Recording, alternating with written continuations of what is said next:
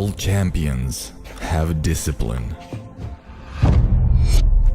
When others choose to stop, you don't stop for anything.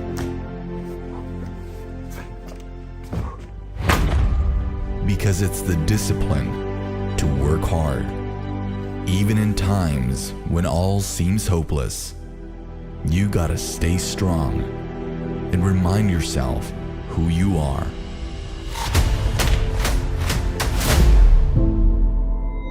Remain disciplined, and your time will come. What is up, smartphone filmmakers, and welcome back to my channel. This is the best time of year to start filming with your phone because the video quality you get out of it is just muy bueno. We almost always see at least some level of camera improvements every year, and it's only getting better and better. I'm always looking for the best possible ways to achieve a cinematic look in our videos when it comes to using a phone. With the iPhone 13 lineup, we have come a step closer to achieving that look. If you haven't heard of it already, it's called cinematic mode, which, by the way, the video you saw was shot with it. So what does cinematic mode do? Well, it's basically portrait video on your iPhone which blurs out the background.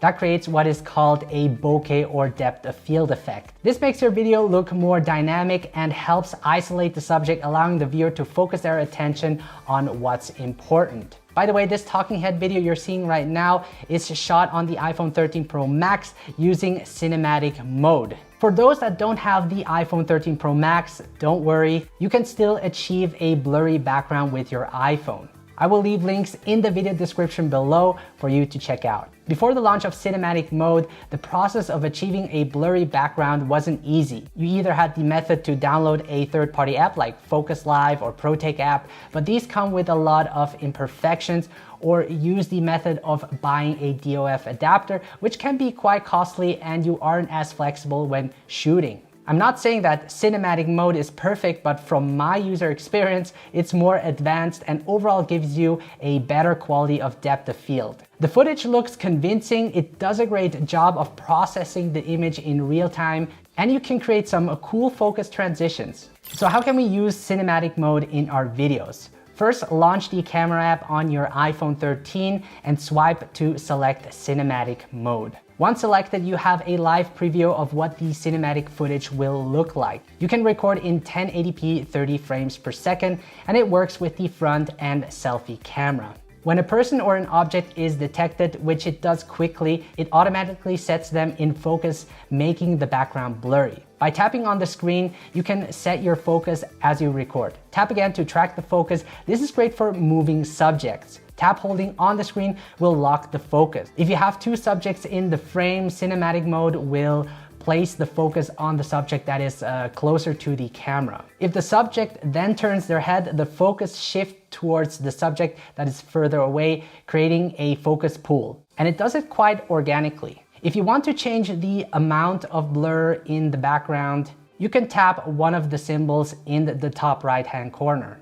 A slider will appear at the bottom where you can change the blur amount between 2 for very blurry and 16 for less blurry. I suggest you keep the blur amount between f5 and f8 to get a more natural looking shallow depth of field. There is also a hidden menu when tapping the arrow to the left. The + symbol allows you to adjust your exposure to make your videos brighter or darker. I would generally turn down the exposure to a -1 because the cinematic mode tends to overexpose the image most of the time. The lighting bolt allows you to turn on or off the flashlight for additional light. Keep in mind that cinematic mode works well in good lit environments. You can also use the wide or telephoto lens by tapping on the 1x button. However, the ultra wide lens is not available in cinematic mode. A good way to save time is to preserve the camera settings when using cinematic mode. This way you can set your values such as the exposure and f-stop, and when you open cinematic mode again, the settings will stay the way how you left it. This also works with the normal video mode on the iPhone. Now, the beauty about recording your videos in cinematic mode is that you can change the focus and blur even after you shot your videos using the camera app's editor. So let me show you how to edit your videos that was taken in cinematic mode. In the photo app, tap the video that you would like to edit. select the edit, and the video timeline appears below your video. The white dots are the points where the focus has changed. You can move the indicator to scrub through your footage. What's great is that you can see what's currently in focus indicated by the yellow square, and it also recognizes people or objects that are in the background, which are indicated with a white square. This is where people get a little bit confused. Now, below the timeline, you have these white dots, which represent the automatic focus pull made by the camera app. These can't be deleted. The yellow dots represent the manual focus pulls that were made by me, for example, or by you. These can be deleted.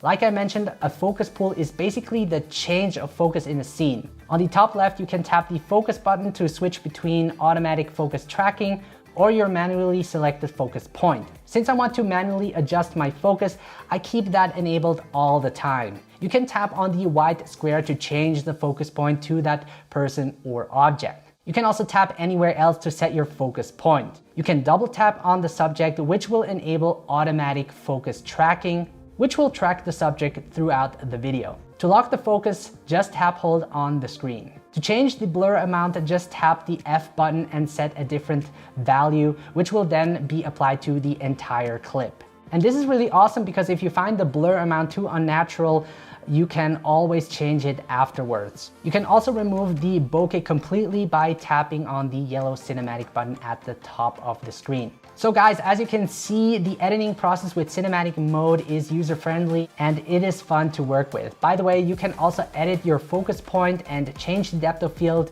using other editing tools such as iMovie or Final Cut Pro, which is really exciting. Cinematic mode isn't perfect, but the quality of depth of field you get out of it is truly amazing, and it is getting closer to taking over the jobs of DSLRs. Yes, yes! I'm gonna throw my Sony a7S III right off my balcony. Say goodbye, Sony a7.